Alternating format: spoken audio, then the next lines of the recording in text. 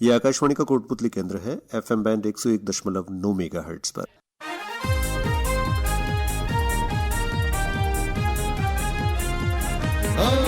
सबको खुशियां है देने आया, नई सौगात लेके आया, विकास की बातें करने आया, मनोरंजन का पिटारा खोलने आया, सबको अपना बनाने ये है आया। Kotputli FM 101.9, Kotputli FM 101.9, Kotputli FM 101.9 FM। श्रोताओं, कार्यक्रम कोटपुतली डायरी के आज के इस अंक में हम बात कर रहे हैं कृषि तकनीकों के विषय पर। तो इससे संबंधित एक खास विषय पर चर्चा के लिए आज हमने आमंत्रित किया है आकाशवाणी कोटपुतली के स्टूडियो में कृषि विकास केंद्र गोनेर कोटपुतली से वरिष्ठ वैज्ञानिक डॉक्टर राम प्रताप जी को। इनसे आज हमारी बातचीत का विषय होगा रबी की फसलों में सिंचाई प्रबंधन। तो सर, सबसे पहले तो स्वागत आपका आकाशवाणी कोटपुतली के स्टूडियो में। धन्यवाद सर, हम आपसे पहला क्वेश्चन ये जानना चाहेंगे कि फसलों में पानी देने की क्रांतिक अवस्था किसे कहते हैं? देखिए, पानी देने के लिए हमारा किसान जब भी उसको पानी उपलब्ध होता है उस समय दे देता है, तो हमारी फसलों में जो आसान्वित पैदावार मिलनी होती है वो नहीं मिलती है। इसलिए हम क्रांतिक अवस्थाओं की बात करें ताकि हमारा पानी भी बचे और फसल की पैदावार भी बढ़े। क्योंकि राजस्थान में भारत का मात्र 1% जल उपलब्ध है, क्षेत्रफल की दृष्टि से 11% है और हमारी जो है आबादी है वो लगभग 9% है। तो उस हिसाब से हमें क्रांतिक अवस्थाओं पर पानी का प्रयोग करने से अधिक पैदावार ले सकते हैं। क्रांतिक विधि से फसल को पानी देंगे उस अवस्था को कहेंगे जिस अवस्था पे अगर फसल को पानी नहीं मिले तो पैदावार में सीधा कमी आ जाएगी, और उस अवस्था पर अगर पानी मिल जाए तो पैदावार सीधी बढ़ जाती है। वो अवस्थाएं फसलों की क्रांतिक अवस्थाएं कहते हैं, जो विभिन्न फसलों में अलग अलग क्रांतिक अवस्थाएं होती हैं। जी सर, हम यह भी जानना चाहेंगे कि गेहूं में हम अगर सिंचाई की बात करें तो कौन कौन सी क्रांतिक अवस्थाएं इसमें शामिल होती हैं? ओके, गेहूं के अंदर जो है 6 क्रांतिक अवस्थाएं आती हैं। तो हम अगर उन्हीं अवस्थाओं पर पानी देंगे तो गेहूं की पैदावार जो है अधिकतम मिलेगी। जैसे कि सबसे पहले 21 से 25 दिन के ऊपर शीर्ष जड़ निकलती हैं गेहूं में। वो शीर्ष जड़ बिल्कुल ज़मीन के धरातल के बिल्कुल ऊपर से निकलती हैं, जबकि नमी हमारी नीचे रहती है। अगर उस समय पानी नहीं मिले तो उन शीर्ष जड़ों का विकास नहीं हो पाता है। इसलिए उन शीर्ष जड़ों के विकास के लिए सभी किस्मों में, गेहूं की सभी किस्मों में 21 से 25 दिन पर सिंचाई देना आवश्यक है। उसके बाद जो है दूसरी सिंचाई कल्ले निकलते समय, जो कि 45 से 50 दिन की अवस्था होती है बुआई के बाद। तीसरी सिंचाई जो है वो गांठ बनते समय, जो कि 65 से 70 दिन जो है बुआई के बाद होती है। इसके बाद जो है चौथी सिंचाई फूल निकलते समय, जो कि 85 से 90 दिन पर आती है। और पांचवी सिंचाई जो है दानों के अंदर दूध बनते समय, जो कि 100 से 120 दिन की फसल हो जाती है, उस समय आती है। और आखिरी और छठी जो है सिंचाई है वो दाना पकते समय, डफ स्टेज कहते हैं इसको, 115 से 120 दिन पर होती है। इसके बाद जो है गेहूं में सिंचाई नहीं करनी चाहिए। अगर हम सिंचाई करेंगे तो हमारा पानी भी व्यर्थ जाएगा, प्लस जो है एक करनाल बंट डिजीज होती है गेहूं के अंदर, जो एक टिप एक तरफ के गेहूं के हिस्से को काला कर देती है, वो बीमारी आ सकती है। इसलिए डफ स्टेज के बाद गेहूं में सिंचाई नहीं करनी चाहिए। सर, हम बात करें गेहूं में सिंचाई की गहराई की, तो कितना और कम पानी हो तब हम सिंचाई करें?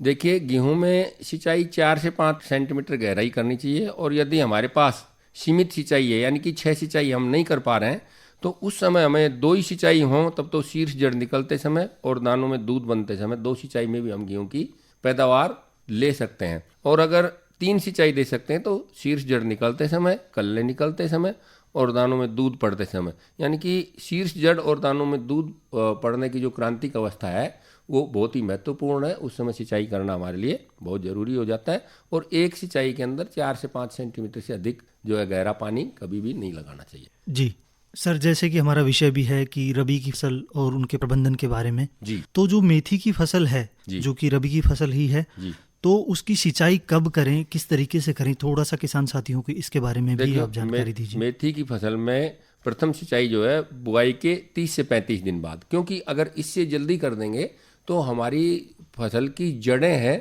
वो ज़्यादा बढ़वार नहीं कर सकती हैं, इसलिए वो बढ़वार पूरा करें। इसके लिए जो है पहली सिंचाई 30 से 35 दिन बाद और दूसरी सिंचाई प्रथम सिंचाई के 1 माह या 35 दिन बाद में जब करेंगे तो हमारी जो है फसल अच्छी परफॉर्म करेगी।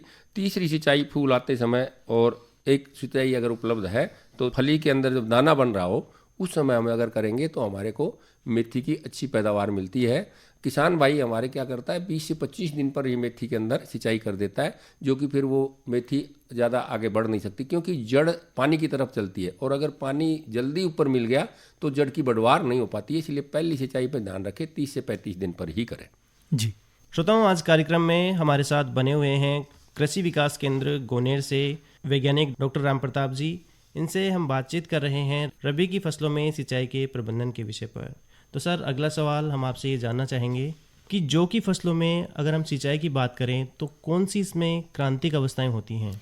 जौ की फसल में मुख्यतः 3 सिंचाई की आवश्यकता होती है, क्योंकि देखिए गेहूं और जौ एक ही फैमिली के पौधे हैं, लेकिन जौ के अंदर क्रांतिक अवस्थाएं नहीं होने से जो है नीचे की जड़ी गहराई के अंदर ही जड़ जाती है। और अगर हम वैज्ञानिक तरीके से जड़ की गहराई नापें तो 1.5 से 2 मीटर गहराई तक जौ की जड़ जाती है। इसलिए इसमें 3 अवस्थाओं पर ये आप सिंचाई करेंगे। तो पहली जो सिंचाई है वो 25 से 30 दिन बाद, दूसरी सिंचाई फूल आ रहे हो जो में यानी कि 65 से 70 दिन की जो फसल हो जाए तब, और तीसरी सिंचाई जो है दाने के अंदर दूध बनते समय जो कि लगभग 100 से 105 दिन की फसल हो जाती है, उस समय हमें सिंचाई करनी चाहिए। और गेहूं ये जो जड़ें गहरी जाती हैं और शीर्ष जड़ें नहीं होने की वजह से ही गेहूं से जो कि पानी की आवश्यकता कम पड़ती, क्योंकि इसको अधिक गहराई से ही पानी लेना होता है। इसलिए इसकी जो है सिंचाई जो गेहूं की बजाय गहरी सिंचाई भी करनी चाहिए 5 से 6 सेंटीमीटर की, जो कि उसमें 4 से 5 सेंटीमीटर की करनी पड़ती है गेहूं में। जी सर जी, हम बात करें जौ की फसल में कम सिंचाई की आवश्यकता की, तो इसमें कम सिंचाई की आवश्यकता क्यों पड़ती है? क्योंकि वो मैंने बताया ना, शीर्ष जड़ जो है वो जौ में नहीं निकलते हैं, यानी कि ऊपर जो धरती के पास नई जड़ें निकलती हैं वो जौ में नहीं निकलती हैं, गेहूं में ही निकलती हैं। तो जब गेहूं में तो शीर्ष जड़ ही काम करती हैं, 1 से 1.25 महीने के आसपास की फसल हो जाती है, उस समय गेहूं में शीर्ष जड़ें ही काम करती हैं। मूल जड़ जो होती है बीज से जब जड़ निकलती है अंकुरण के टाइम, वो जड़ खत्म हो जाती है। तो गेहूं के अंदर ऐसा नहीं होता, जड़ जौ में जो है जड़ें नीचे ही जाती हैं, इसलिए जौ के अंदर कम पानी से अधिक पैदावार मिल जाती जी। राम प्रताप जी, जैसा कि हमारा जो स्टेट है राज्य राजस्थान जी, वहाँ पे पानी की पहले से ही काफ़ी किल्लत रहती है, जी। तो इसके लिए थोड़ा सा किसान साथियों के हमें ये भी बताइए कि एक सिंचाई से दूसरी सिंचाई के बीच में जो अंतराल है उसको हम कैसे बढ़ा सकते हैं? जी देखिए, जब हम सिंचाई करते हैं, सिंचाई के अगर बालू मिट्टी है तो सप्ताह भर बाद, और अगर चिकनी मिट्टी है तो 12 से 15 दिन के ऊपर अगर हम खुरपी से, कसिए से, दरात से किसी भी तरह से गुड़ाई कर दें, यानी कि मिट्टी को पलट दें, तो वो मिट्टी एक पलवार का काम करती है। और जो ज़मीन के अंदर जो पानी है वो पानी अंदर ही अंदर घूमता है, नलियों, किसानों की भाषा में उसको कहेंगे कि ज़मीन की नसों में पानी घूमता है, वो पानी उड़ करके बाहर नहीं जाता, वो हमारी फसल के ही काम आएगा। तो अगर जिस खेत में हमने गुड़ाई कर दी उसमें अगर 5 से 7 दिन या 10 दिन तक का भी गैप और एक्स्ट्रा आ जाए, यानी कि ज़्यादा समय लग जाए, तो भी हमारी फसल के अंदर नमी की कमी नहीं आएगी। इसलिए किसान भाई 30 से 35 दिन की फसल पर गुड़ाई करें ही करें। उसके बाद भी अगर उनके पास समय और फसल की अनुकूलता है तो गुड़ाई करने से आप अपने पानी को बचा सकते हो, कम सिंचाई में भी अच्छी पैदावार ले सकते हैं। जी सर, हम बात करें सिंचाई करने के सबसे अच्छे तरीकों की। जी, सिंचाई के जो सबसे अच्छे हमारे माध्यम है, जिनमें आधुनिक ड्रोन तकनीक भी है, ड्रिप सिंचाई पद्धति है, सिंचाई प्रबंधन में इनकी कितनी क्या भूमिका रहती है? देखिए, पानी की उपलब्धता, हमारे लाइट की उपलब्धता और ज़मीन की गुणवत्ता को देखते हुए राजस्थान के लिए ड्रिप इरिगेशन बहुत ही अच्छी एक तकनीक है, जिससे कम से कम भी नहीं तो 70% तक हम पानी बचा सकते हैं और पैदावार में भी हम 30-35% तक की बढ़वार, और अगर हम मूंगफली की बात करें तो 70% तक की पैदावार में बढ़वार मिली है इसकी। तो बूंद बूंद सिंचाई जो है ड्रिप इरिगेशन सिस्टम में ये सबसे बढ़िया है। इसके बाद अगर हम बात करें तो MIS में जो है माइक्रो मिनी स्प्रिंकलर सिस्टम आ गए, वो आपका पानी की जो है 30 से 35% तक की सेविंग करता है। प्लस उसका एक सबसे बढ़िया फायदा ये है कि पूरे खेत के अंदर पानी समान वितरित होता है, जिससे कि फसल की पैदावार जो है आपको पूरे खेत से मिलेगी और बहुत ही अच्छे इसके परिणाम है। तो मिनी स्प्रिंकलर सिस्टम जिस पर सरकार सब्सिडी भी दे रही है उसका बहुत चलन हो गया। और एक दूसरी इसका जो महत्वपूर्ण फायदा है वो ये है कि किसान भाई को बार बार लाइन नहीं बदलनी, केवल वाल खोलने, जितने भी वाल, उसको 2 वाल 3 वाल में अपनी मोटर चलानी है, उसको वाल खोलो और बंद करो, तो रात को अगर लाइट आती है तो भी किसान भाई को उसकी सिंचाई में समस्या नहीं होती है। सर ड्रोन तकनीकी की भी कोई भूमिका रहती है क्या इसमें? ड्रोन का अभी सिंचाई के अंदर ऐसा नहीं है, लेकिन ये है कि अभी ये सिस्टम जरूर आ गया कि आप अगर अपने प्लांट के अंदर किस समय कितना पानी चाहिए, कौन सा पोषक तत्व चाहिए, प्रेस्टिजियस एग्रीकल्चर कहते हैं, तो वो आपका कंप्यूटराइज सिस्टम है, वो कंप्यूटर आपको बताएगा कि अब इस फसल में या इस इलाके में इतना पोषक तत्व या इतना पानी चाहिए, उसी हिसाब से आपका सारा ऑटोमेटिक चलेगा। लेकिन ये अभी प्रायोगिक तौर पर है, आम किसान इसको नहीं अपना पा रहा है। जी सर, मौसम का हम रबी की फसलों में सिंचाई के दौरान मतलब कितना क्या हमें ध्यान रखना चाहिए? जैसे सर्दी का मौसम है या फिर जी देखिए, जब पाला पड़ रहा होता है, अगर अपने को संभावना लगे कि शाम को 4 बजे के आसपास वातावरण बिल्कुल शांत है और टेम्परेचर डाउन है, तो तय मानिए कि उस दिन पाला पड़ेगा। तो पाला पड़ने से पहले अगर किसान भाई अपनी फसल में सिंचाई कर देता है तो उस खेत में पाले से बचाव होने की 90% से भी अधिक प्रतिशत की संभावना है, एक चीज़। दूसरा है कि जब फसल पकाव पे है और अगर उस समय हवा तेज़ चल रही है तो हमें सिंचाई या तो करनी नहीं चाहिए, या करें तो बहुत हल्की करें, अन्यथा हमारी फसल जो है वो गिर जाएगी। और स्पेशली अगर हम मौसम की बात करें तो सरसों के अंदर 15 दिसंबर से 15 जनवरी के बीच में हमें सिंचाई नहीं करनी चाहिए। अगर ऐसा करेंगे तो वहाँ नमी ज़्यादा बनेगी, नमी ज़्यादा बनने से जो है सरसों के तने के अंदर गलन की बीमारी आ जाएगी, जिससे हमारी सरसों का पकाव सही नहीं होगा। जी सर, आगे हम बात करें रबी की फसलों में सिंचाई प्रबंधन में मिट्टी की गुणवत्ता की, तो मिट्टी का इसमें कितना क्या रोल रहता है? जैसे अगर चिकनी मिट्टी हो, दोमट मिट्टी हो। देखिए, एक कॉन्सेप्ट है जल धारण क्षमता।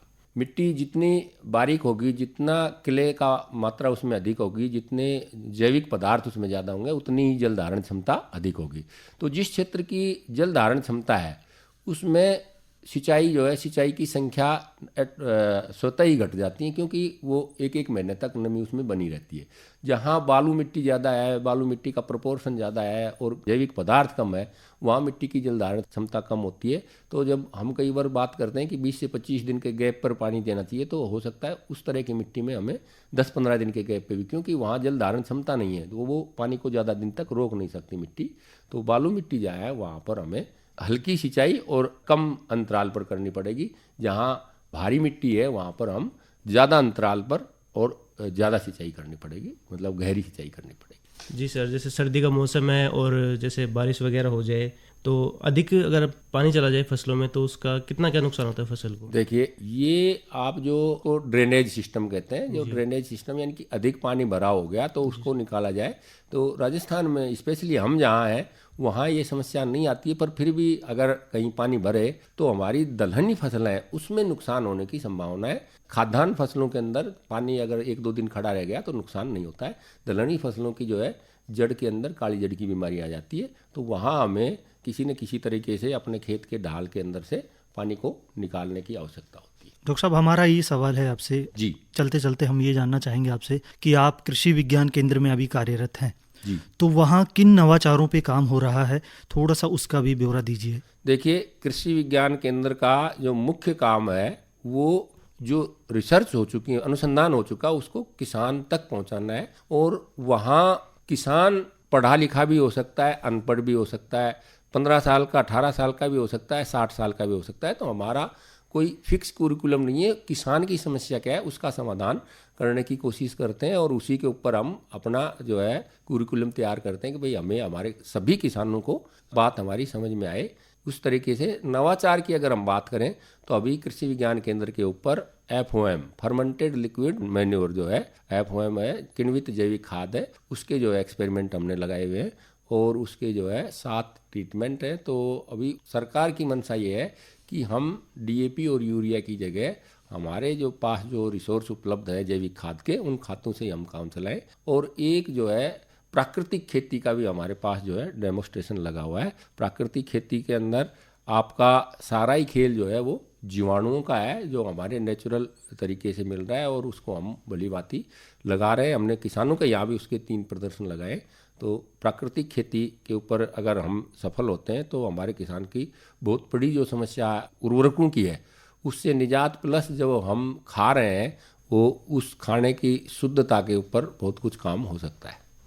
सर, अभी अपने खाद की बात की, हम जानना चाहेंगे कि सिंचाई के साथ साथ खाद की कितनी क्या भूमिका रहती है फसलों में? देखिए, खाद चाहे जैविक है चाहे कार्बनिक है, उर्वरक है, वो सभी फसलों में अलग अलग मात्रा में उनकी रिक्वायरमेंट होती है। 17 आवश्यक पोषक तत्व हैं। अगर एक भी पोषक तत्व अनुपस्थित है तो हमारा पौधा जो है, कोई सी फसल वो अपना जीवन चक्र पूरा नहीं कर सकती।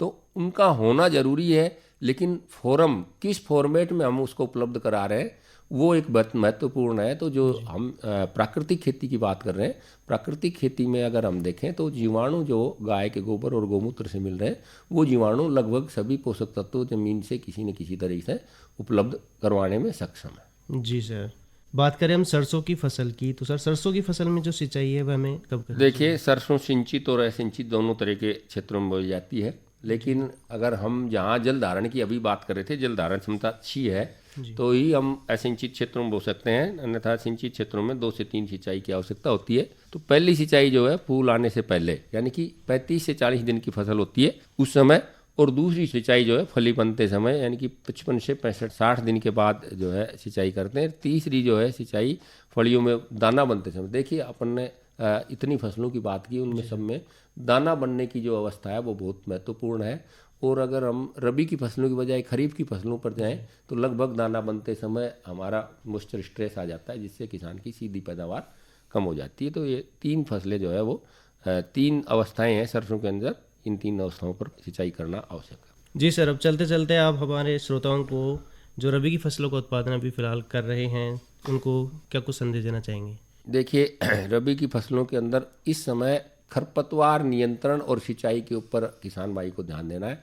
30 दिन की जो भी फसल है बुआई की, उस समय आपकी रबी की फसल खरपतवार मुक्त होनी चाहिए, और एक निराई गुड़ाई अगर हम कर देंगे तो इधर सिंचाई की बचत और उधर हमारे खरपतवार से जो 30 से 35% तक का नुकसान होता है उसका भी हमें लाभ हो जाएगा। तो श्रोताओं, अभी रबी की फसलों में सिंचाई प्रबंधन के विषय पर हमारे साथ स्टूडियो में मौजूद थे वरिष्ठ वैज्ञानिक डॉक्टर राम प्रताप जी।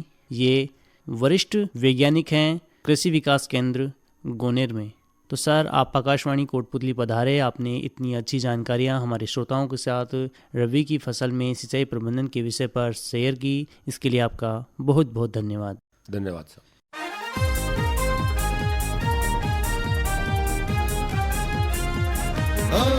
सबको खुशियां है देने आया, नई सौगात लेके आया, विकास की बातें करने आया, मनोरंजन का पिटारा खोलने आया, सबको अपना बनाने ये है आया। Kotputli FM 101.9, Kotputli FM 101.9, Kotputli FM 101.9, 101.9।